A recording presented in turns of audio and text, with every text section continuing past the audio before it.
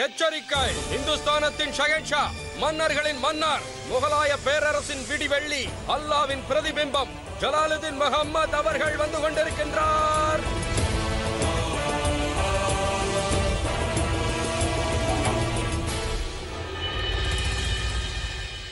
உங்கள் அனைவருக்கும் தெரிந்திருக்கும், நேற்றிரவு என் மீது தாக்குதல் நடந்தது. ஆனால் இம்முறை ஜோதா பேகம் என்னோடு இருந்தார். என் நெருங்கியவர்கள் மீது தாக்குதல் நடத்தினால் நான் பலவீனமாகி விடுவேன் என்று என் எதிரிகள் கருதினால் அது தவறான கருத்தாகும். என் மீது தாக்குதல் நடத்தியவர் யார் என்பது எனக்கு தெரியும்.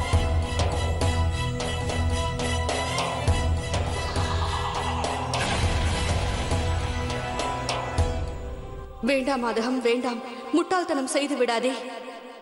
அக்கா அவர்களே, அந்த சடலத்தை சபைக்கு கொண்டு வாருங்கள்.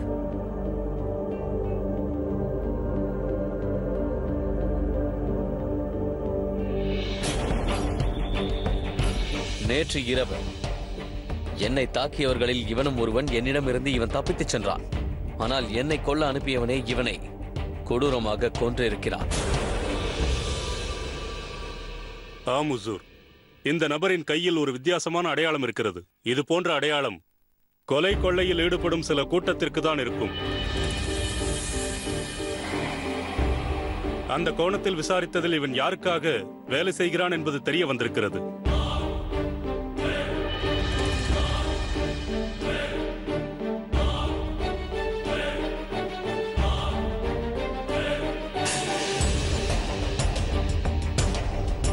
நம்மில் ஒருவருக்குத்தான் இவன்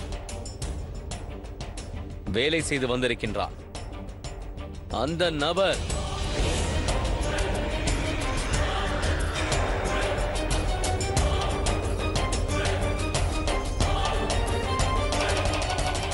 காசி கானுக்காக வேலை செய்கிறான்.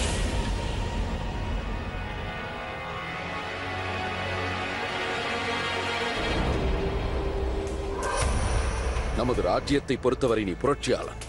நானும் சிம்மாசனத்தை பறிக்க நினைப்பவன். எதிரிக்கு எதிரி நண்பன் என்பார்கள்.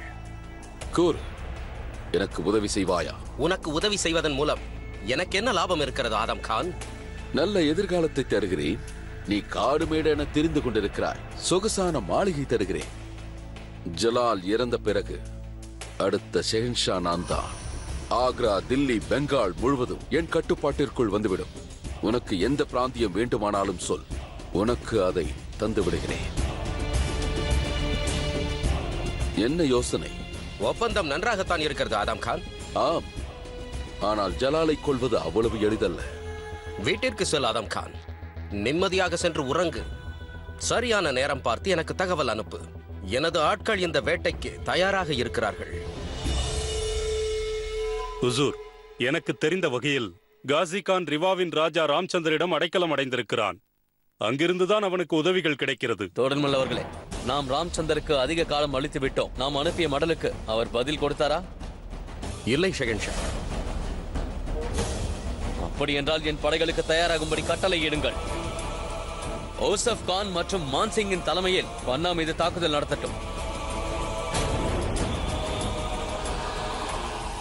இனி பொறுத்திருக்க இயலாது. என் கட்டளையை நிறைவேற்றுங்கள். தங்கள் கட்டளை நிறைவேற்றப்படும் ஹுசூர். ஷஹன்ஷா ஜலாலுதீன் வாழ்க! ஷஹன்ஷா ஜலாலுதீன் வாழ்க! வாழ்க! வாழ்க!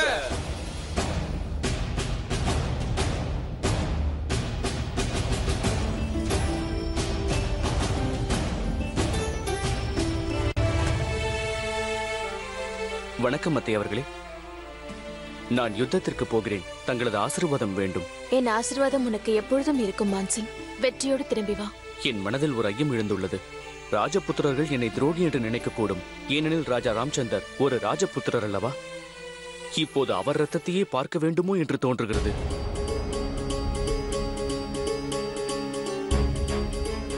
மான்சிங், இன்று ஒரு விஷயத்தை நீ தெரிந்து கொள்ள வேண்டும். நாம் எதிரியின் குலத்தை பார்க்க கூடாது. எதிரி என்றும் நமக்கு எதிரிதான். ஒரு வீரன் தன் ராஜ்யத்திற்காக போராடுவது தன் வாழ்நாள் கடமையாகின்றது. அவர் ஒரு ராஜபுத்திர அரசர் என்பதை நான் நன்கு அறிவேன். ஆனால் அவர் முகலாய ராஜ்யத்திற்கு எதிராக செயல்பட்டுக் கொண்டிருக்கிறார். இப்பொழுது நீ முகலாய சேனையில் இருக்கின்றாய். உன் அரசரின் கட்டளை உனக்கு உயிர் மூச்சாக இருக்க வேண்டும். அப்படியே ராஜபுத்திரனின் வீரத்தையும் நீ நிலைநாட்ட வேண்டும்.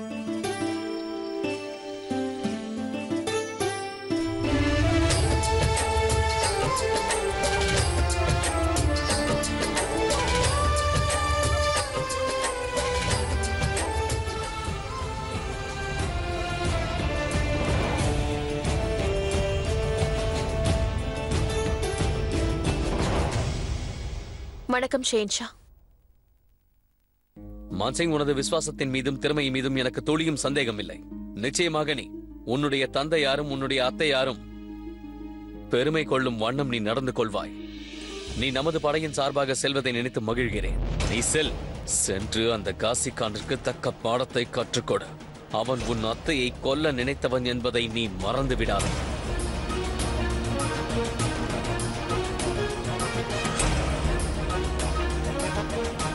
நிச்சயம் ஷெஹின்ஷா, தங்கள் கட்டளை நிறைவேறும். காசிகான் தங்கள் முன் நிறுத்தப்படுவான்.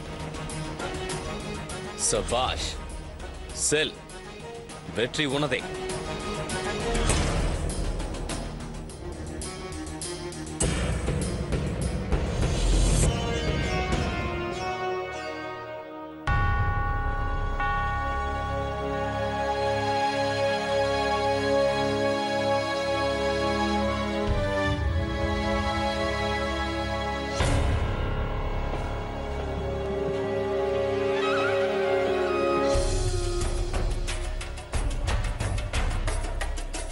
என்ன இது? எனக்கு காட்டு. இது இறைவனடி சேர்ந்த பாஷா ஹுமாயூனின் பேகங்களில் ஒருவரது ஓவியம். இது பேகமுடைய ஓவியமா? இதை எனக்கு காட்டேன். இதை தொடாதே, பாழாகிவிட்டால் ஷெஹன்ஷா மிகவும் கோபப்படுவார். இது மறைந்த பாஷா அவர்களின் பிரத்யேக அறையில் வைக்க சொல்லிருக்கிறார். நீ வழிவிடு.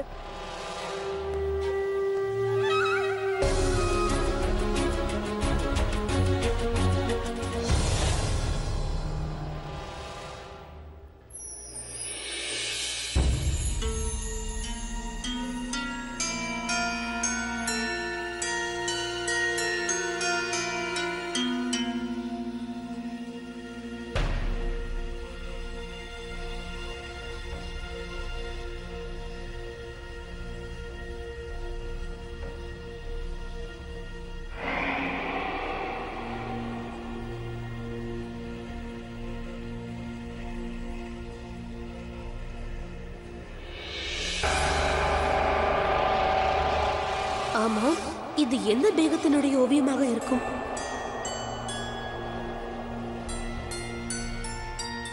நானும் பார்க்க வேண்டும். அட, நீங்க எதற்கு வந்தாய் ஷைனாஸ்? எங்களை பிரச்சனைகளில் மாட்டி விடுவதற்கு முன்பு முதலில் இங்கிருந்து செல், சீக்கிரம்.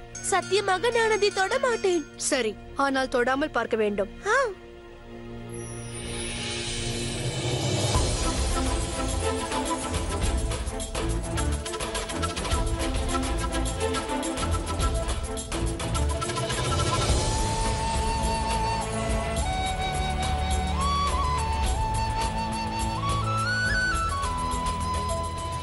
அட, என்ன செய்கின்றாய்? தொடக்கூடாது என்று கூறினேனே, மறந்து விட்டாயா? செல் இங்கிருந்து. உன்னால் எங்களுக்கு தண்டனை கிடைத்துவிடும். செல் இங்கிருந்து.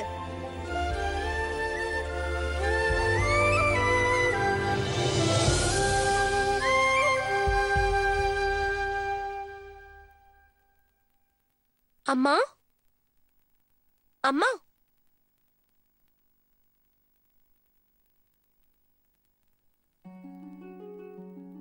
ஷெனாஸ், பிரச்சனை ஒன்றுமில்லையே. இரவு நேரத்தில் இங்கு வந்திருக்கிறாயே, வா வா, உள்ளே வா. இல்லை அம்மா, உள்ளே புழுக்கமாக இருக்கும். நாம் வெளியில் அமர்ந்து பேசலாம். அப்படியே ஆகட்டும், வா. என்ன வயிற்று ஷெனாஸ்? இத்தனை பதட்டத்தோடு உன்னை நான் பார்த்ததே இல்லையே. நான் இன்று மாளிகையில் முதல் முறையாக அம்மாவின் ஓவியத்தை பார்த்தேன். என்னுடைய தந்தையின் விசேஷ அறைக்கு எடுத்து சென்று வைத்தார்கள். அப்படி என்றால் இதன் பொருள் அவர்களுக்கு உன் அம்மாவை நினைவிருக்கிறது. தெரியவில்லை, ஆனால் இந்த ஓவியத்தை பார்த்தால் எனக்குள் அது இப்பொழுதுதான் செய்திருப்பார்கள் என்று தோன்றுகிறது. ஒருவேளை அந்த ஜலால் செய்ய சொல்லியிருப்பானோ? ஏனென்றால் இதற்கு முன்பு நான் மாளிகையில் அந்த ஓவியத்தை பார்த்ததில்லை. நான் எழுதிய மடலை படித்த பிறகுதான் இந்த ஓவியத்தை அவன் தீட்ட சொல்லியிருப்பானோ? இப்பொழுதுதான் இது தயார் செய்யப்பட்டிருக்கிறது என்றால் அதற்கு பொருள் ஷஹின்ஷா ஜலால் சாந்து பேகத்தை தேட ஆரம்பித்திருக்கிறார் என்ற அர்த்தம். அவ்வாறு ஒன்றுமில்லை. ஏனென்றால் எனக்கு முழு நம்பிக்கை உள்ளது. ஜலால் தான் அவரை எங்கோ மறைத்து வைத்திருக்கின்றான். மகாராணிக்கு வேண்டுமென்றால் இது தெரியாமல் இருந்திருக்கலாம். ஆகையால் இதற்கு பின்பு ஜலால் தான் நிச்சயம் இருப்பான். ஆனால் இந்த விஷயம் வெளியில் வந்து விட்டதால் தேடுவதை போல அவன் பாசாங்க செய்கின்றான். உண்மை என்னவென்றால் என் அம்மாவை இவன் தான் வேண்டுமென்றே கைது செய்து வைத்திருக்கிறான். அப்பொழுதுதான் டெல்லியை நான் ஆளலாம் என்ற பத்திரத்தை மறைக்க முடியும் என்று நினைக்கிறான். இல்லை என்றால் அவன் ஆண்டு கொண்டிருக்கும் ராஜ்யத்தை என்னுடன் பகிர வேண்டும் அல்லவா?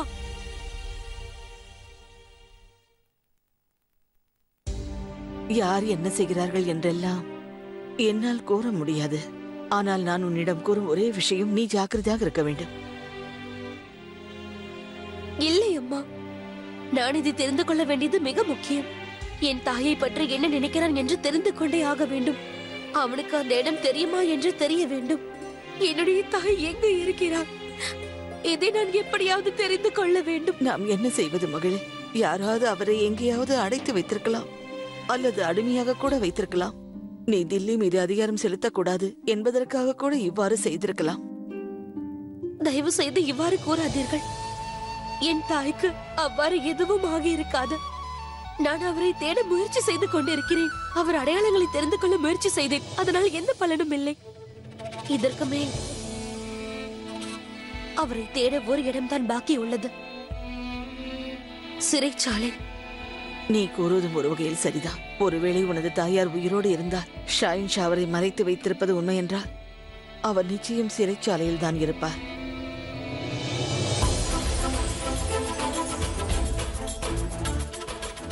அவர் எங்கே இருக்கிறார் என்று எவ்வாறுதான் நான் தெரிந்து கொள்வது? உண்மையை தெரிந்து கொள்ள ஒரே ஒரு வழிதான் உள்ளது. வேறொருவர் உதவியுடன் அம்மாவை எப்படியாவது தேட வேண்டும். ஒரு நம்பிக்கை மனதில் உள்ளது. அவர் உயிருடன் தான் இருக்கிறார். அதுவும் ஆக்ராவிலேயே தான் இருக்கின்றார். யாருக்கும் தெரியாத இடத்தில் ஜலால் அவரை ஈவு இரக்கம் இல்லாமல் அடைத்து வைத்திருக்கின்றான்.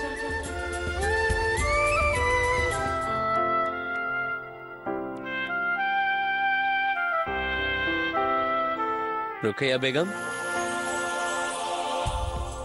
நான் உள்ளே வரலாமா? ஜலால், தாங்களா? இதற்கு முன்பு எனது அறைக்கு வருவதற்கு தங்களுக்கு எப்பொழுது அனுமதி தேவைப்பட்டது? எனக்கு மிகவும் மகிழ்ச்சி. தாங்கள்... எனக்கு தெரியும் ஜோதா பேகம், ஜலாலை விட்டு தனியே இருக்கவே மாட்டார். தாங்கள் இருவரும் வந்திருக்கிறீர்களா? வாருங்கள்.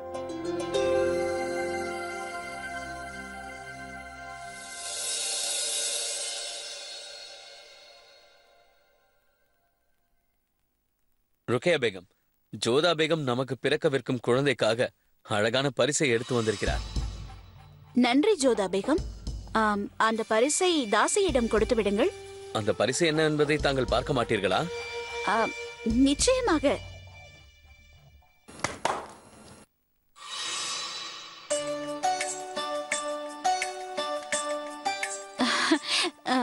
இதில் என்ன இருக்கிறது? என்ன இருக்கிறது என்று நீங்களே பாருங்கள்.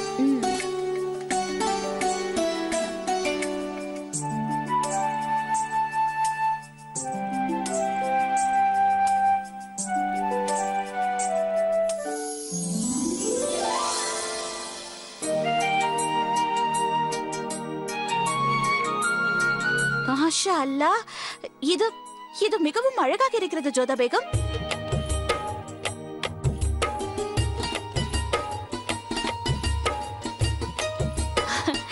மிக்க நன்றி ஜோதா பேகம்.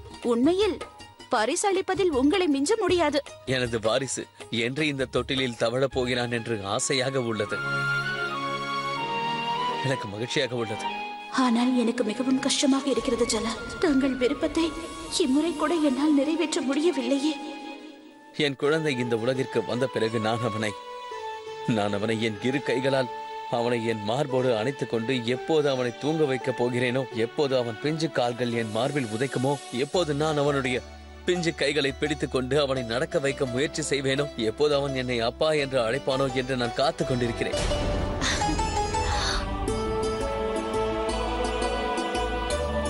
ஜலால், தாங்கள் கண் கலங்குகிறீர்களா? உங்களுக்கு பிரச்சனை ஏதும் இல்லையே? மன்னித்து விடு ருக்கையா. இந்த கண்ணீர் உண்மையிலேயே ஒரு விந்தையான விஷயம்தான். துன்பத்திலும் சரி இன்பத்திலும் சரி வந்து விடுகிறது. நான் விரும்புவது அந்த குதாவின் கரங்கள் என்றும் என்னை ஆசீர்வதிக்கட்டும். சென்ற முறை நடந்த அந்த அசம்பாவிதத்திற்கு பிறகு என் மனம் மிகவும் உடைந்து விட்டது. அதனால் நீ இம்முறை மிகவும் கவனமாக இருக்க வேண்டும் ருக்கையா. நான் பேசுவது உனக்கு கேட்கும் என்று நான் நம்புகிறேன். நான் உன்னுடைய தந்தை பேசுகிறேன். நீ இந்த உலகத்திற்கு வரும் நாளை எண்ணி நான் காத்திருக்கிறேன் என்று கூறிக்கொண்டிருக்கின்றேன். அது மட்டுமல்ல, உனது சித்தி உனக்கு ஒரு அழகான பரிசை கொண்டு வந்திருக்கிறார். ஒரு தொட்டிலை கொண்டு வந்திருக்கிறார். தினமும் நீ அதில் தூங்கலாம்.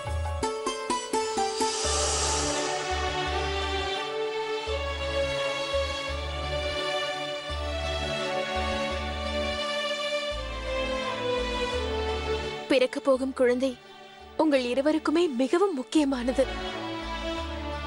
நான் தினமும் இரவும் பகலும் இந்த குழந்தையின் நன்மைக்காக பிரார்த்தனை செய்வேன்.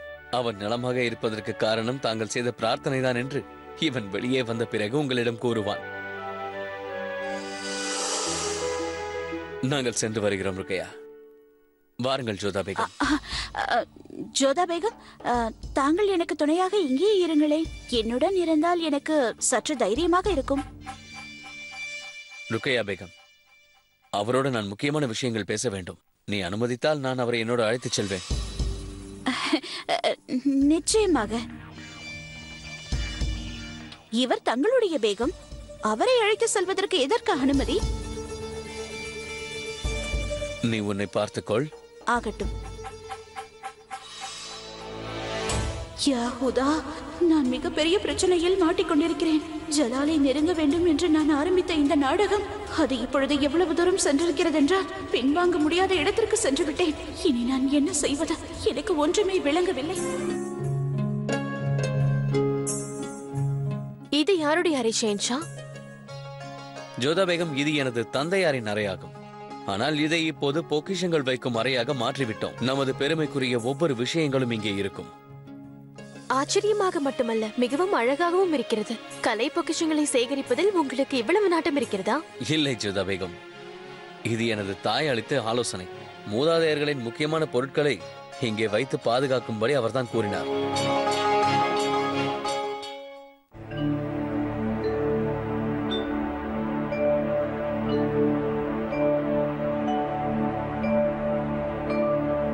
இதுதான் அந்த ஓவியம் அல்லவா? ஆம் ஜோதா பேகம், இது அந்த சாந்த் பேகம் தான். கூறியதை வைத்து தபசம் இந்த ஓவியத்தை தீட்டிருக்கிறார். ஜோதா பேகம் அந்த மடல் எனக்கு கிடைத்த பிறகு தோடல்மல் மற்றும் அக்கா அவர்களின் உதவியோடு இந்த ஓவியத்தை வரைந்துள்ளார். இதை வைத்து நமது வீரர்கள் சாந்த் பேகத்தை தேடுவார்கள். அவரை விரைவாக தேடி கண்டுபிடித்து விடுவார்கள் என்று நம்புகிறேன். நீங்கள் இதை பற்றி என்ன நினைக்கின்றீர்கள்? எந்த விஷயத்தை பற்றி? சாந்த் பேகத்திற்கு என்னவாயிருக்கும் என்று நினைக்கிறீர்கள்? எந்த தடயமும் இல்லாமல் அவர் திடீரென்று மாயமானதும் இவ்வளவு வருடங்களுக்கு பிறகு நம்முடைய உதவியை நாடியிருப்பது, இதற்கு மூல காரணம் என்னவாக இருக்கும்? நிச்சயமாக அதை பற்றி என்னால் எதுவும் கூற இயலாது. ஆம், அந்த உணர்வுகளை புரிந்து கொள்ள முடிகிறது. கவலையாகத்தான் இருக்கிறது ஜோதா பேகம். அவரும் என் தாய் போன்றவர் தானே. இவரை காக்க வேண்டியதும் ரட்சிக்க வேண்டியதும் என்னுடைய கடமையாகும். இப்படி செய்வதனால் என் தந்தையாரின் ஆத்மா மகிழும் என்று நான் நம்புகிறேன். ஒரு ஷெஹன்ஷாவாக இருந்தும் கூட என்னால் அவருக்கு உதவி செய்ய முடியவில்லையே என்று எண்ணி நான் வருந்துகிறேன் ஜோதா பேகம். இவர் என்னை பெற்ற தாய் இல்லாததனால் தான் நான் இப்படி இருக்கிறேன் என்று அனைவரும் நினைக்கிறார்கள் தெரியுமா? ஜோதா பேகம், அந்த மடல் சம்பந்தப்பட்ட அனைத்து உண்மைகளையும் நான் தெரிந்து கொள்ள விரும்புகிறேன். உண்மையில் அந்த மடலை சாந்த் பேகம் தான் எழுதினார்களா, இல்லை வேறு யாராவது அரசியல் சூழ்ச்சி செய்கிறார்களா தெரிய வேண்டும். ஆனால் அவ்வாறு யார் செய்திருப்பார்கள்? இந்த மாளிகையில் பலருக்கு சாந்த் பேகம் என்றால் யார் என்று கூட தெரியவில்லை. ஜோதா பேகம், முதலில் எனக்கு ஒரு மடல் கிட்டியது. இந்த ஓவியத்தை நான் தீட்ட சொன்னேன். பிறகு சாந்த் பேகத்தை தேடும்படி வீரர்களுக்கு கட்டளையிட்டேன். அதன் பிறகு நம் மீது தாக்குதல் நடந்தது. அப்படி என்றால் சாந்த் பேகத்தின் இருப்பிடம் எனக்கு தெரியக்கூடாது என்று யாராவது இந்த தாக்குதலை நடத்திருக்கலாம் அல்லவா? அதனால் தான் என் மீது இந்த தாக்குதல் நடந்ததா, இல்லை வேறு ஏதாவது ரகசியம் இருக்கிறதா? ஆனால் ஹட்கா அவர்கள் முழுமையாக விசாரித்து விட்டாரே. நம்மீது தாக்குதல் செய்தவர் காசிகான் என்று தெரிந்து விட்டதே. ஆனால் இன்னொன்றுக்கும் சாத்தியம் இருக்கிறது. காசிகானை வைத்து வேறு யாராவது செய்திருக்கலாம் அல்லவா? சற்று யோசித்து பாருங்கள். எனது ராஜ்யத்தின் மைய பகுதியில் என்னை தாக்க காசிகான் நினைக்க மாட்டான். அதனால் நிச்சயமாக இந்த தாக்குதலில் வேறு யாரோ அவனுக்கு உதவி இருக்கிறார்கள். இந்த தாக்குதலுக்கும் மற்றவற்றுக்கும் சம்பந்தம் உள்ளது. சரிதான் ஷெஹன்ஷா, நீங்கள் விரைவாக சாந்த் பேகமை கண்டுபிடிக்க வேண்டும். தங்களையே அவர்கள் தாக்கும் பொழுது சாந்த் பேகமை தாக்குவது அவர்களுக்கு பெரிய விஷயமாக இருக்காது. ஒருவேளை சாந்த் பேகம் உயிரோடு இருந்தால் அவரை நான் தேடி கண்டுபிடிப்பேன் என்று உங்களுக்கு நான் வாக்களிக்கின்றேன். அவரை தேடி கண்டுபிடிப்பது என்னுடைய கடமையாகும். அது மட்டுமல்ல, அவருக்கு ஒரு மகள் இருக்கிறார். அவளுக்குள்ளும் என்னுடைய தந்தையாரின் ரத்தம் இன்னும் ஓடிக்கொண்டிருக்கிறது. அவளையும் நான் தேடி அவளுடைய உரிமைகளை ஒப்படைக்க விரும்புகிறேன்.